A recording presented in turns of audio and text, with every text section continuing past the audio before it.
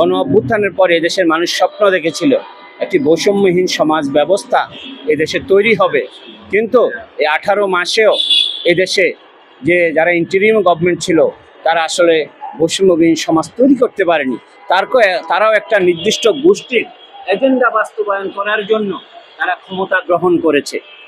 তারা একটা নির্দিষ্ট গোষ্ঠীকে এখানে প্রিভিলেজ দিয়েছে।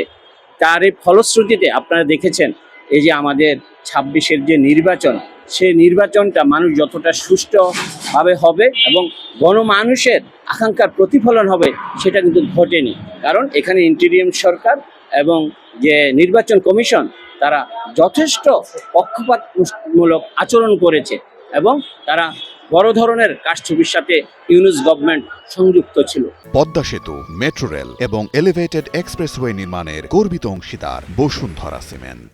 আমি জনগণকে বলবো, আমাদের যে সংগ্রাম, গণমানুষের জন্য যে সংগ্রাম, মানুষের মুক্তির যে সংগ্রাম, বৈষম্যহীন সমাজ ব্যবস্থা করার যে সংগ্রাম, সেই সংগ্রামকে যদি আপনারা অগ্রসর করে নিতে চান, আপনারা যদি আপনাদের অধিকার বুঝে নিতে চান, অবশ্যই আপনাদেরকে কমিউনিস্ট পার্টির সাথে পথ চলতে হবে। বাংলাদেশের কমিউনিস্ট পার্টি মানুষের মুক্তি সংগ্রামে বারবার প্রমাণ করেছে। এদেশের গণমানুষের জন্য কমিউনিস্ট পার্টি সবসময় তার জীবনকে উৎসর্গ করেছে।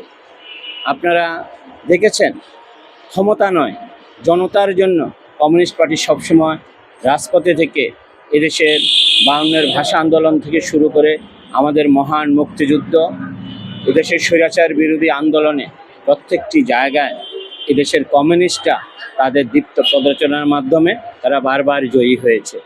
মানব মুক্তির যে সংগ্রাম, আমরা সেই সংগ্রামকে অব্যাহত রাখার জন্য প্রতিদিন রাজপথে আন্দোলন সংগ্রামে থেকে মানুষের পক্ষে আমরা রাজপথে দাঁড়াই।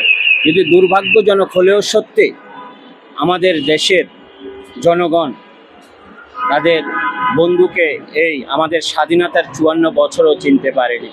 বারবার আমরা পুঁজিবাদী ধারার যে রাজনীতি, পুঁজিবাদী অর্থনীতির যে রাজনীতি, তার কাছে আমরা হেরে যাচ্ছি।